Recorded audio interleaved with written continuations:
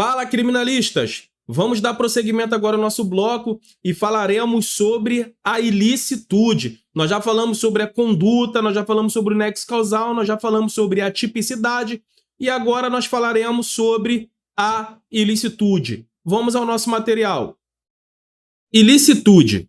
De acordo com o artigo 23, temos as seguintes excludentes de ilicitude. Então, aonde estão as excludentes de ilicitude? Estão previstas no artigo 23 do Código Penal.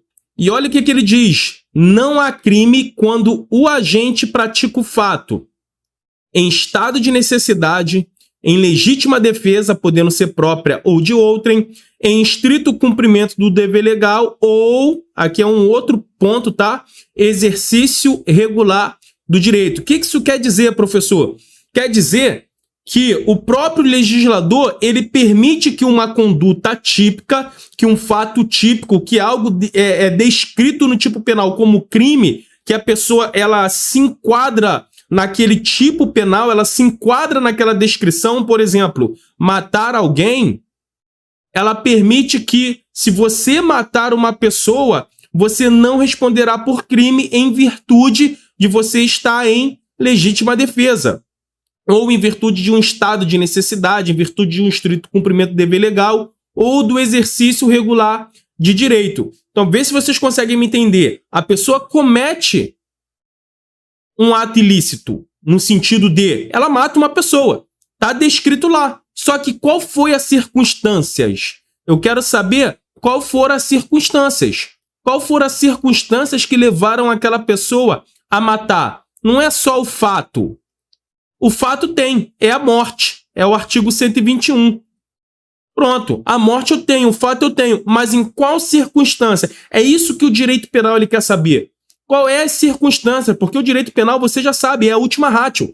Então, para que eu venha punir uma pessoa como Estado, para que eu venha cercear a liberdade da pessoa, tem que depender das circunstâncias. E se for dentre um desses aqui que você tem que gravar para a sua prova, principalmente você que está estudando para a área de segurança pública, você que quer ser policial militar, civil, federal, rodoviária federal, policial penal, você tem que saber isso aqui. Isso aqui você tem que saber de cor, na sua cabeça, porque provavelmente você pode, em algum momento, necessitar desse conhecimento, ok? Olha o que o parágrafo único diz. O agente, em qualquer das hipóteses desse artigo, responderá pelo excesso doloso ou culposo. Então, o que seria isso aqui, concurseiro? O que seria isso aqui, criminalista? Vamos lá para o nosso desenho, né? Um direito penal ilustrado, com o melhor desenhista do mundo. Eu vejo uma pessoa tentando matar outra, eu sou policial militar, estou passando naquele momento, vocês sabem, eu sou agente garantidor, eu tenho como tentar evitar, eu vou lá e tento evitar esse crime e dou um tiro na pessoa que queria matar. Só que esse tiro pegou no ombro, a pessoa cai no chão. Eu já cessei a injusta agressão. A injusta agressão aqui, o roubo que tinha do A no B, ele já foi cessado aqui. A injusta agressão ela foi cessada. Se eu chegar perto e falar assim, agora você vai roubar no inferno e dar um tiro, já muda toda hipótese. Já muda toda hipótese. A gente pode sair de legítima defesa e responder até por homicídio, nesse exemplo, ou aqui ele está de costa para mim, eu poderia acessar só com um tiro, eu vou lá e disparo 10 tiros. Olha aí o excesso. Poderia ter dado apenas um tiro, 2 tiros no máximo. Eu fui lá e dei 10 tiros. Então aqui eu vou responder pelo excesso, seja doloso ou culposo, ou então eu posso até responder por homicídio, como o exemplo que eu dei abaixo. Mas calma aí que nós vamos bater os pontos importantes. O que seria em estado de necessidade? Grava essa palavra aqui, ó. É uma situação de perigo atual e inevitável, ok? Grave essa palavra, é uma situação de perigo atual e inevitável, na qual se faz necessário o sacrifício de um bem jurídico para preservar outro bem maior. Olha bem o exemplo que está falando que eu tenho que preservar um bem jurídico maior do que aquele. Maior é igual, não pode ser menor. E vocês já vão entender nos exemplos que eu vou chegar. Vamos lá. O navio ele afunda e só tem um bote salva-vidas. Eu só tenho um bote salva-vidas para 2 pessoas. Nesse caso, para sobreviver, um terá que matar o outro para ficar com o bote. Isso aqui não é Titanic, pô. Que você vai lá e vai deixar a pessoa ficar com o bote, você vai sobreviver e eu vou morrer. Não, pô. Aqui eu tenho 2 vidas. Concorda? Quais são os bens jurídicos aqui que o direito penal ele vai proteger? É a vida. E não existe uma vida maior do que a outra. Não importa se aqui é uma criança, você até me desculpa, mas não importa se é uma criança, se é um idoso, se é uma mulher, se é homem, se é o que não importa. É uma vida em razão da outra. Então, nesse caso, se eu não provoquei, isso é importante, tá? Se eu não provoquei esse perigo, se não foi em virtude de eu ter provocado esse perigo, que é óbvio, por exemplo, eu não gosto do meu vizinho. O meu vizinho é muito chato, eu não gosto dele. Então eu vou na frente da porta dele e dou um chute na porta dele. Quando eu dou um chute, a porta abre e ele tem simplesmente um pitbull. Imagina que isso aqui é um pitbull, tá parecendo mais até o Goku aqui. Ele tem um pitbull e o pitbull vem pra cima de mim. Aí eu dou um tiro no pitbull e falo, não, eu estava em estado de necessidade.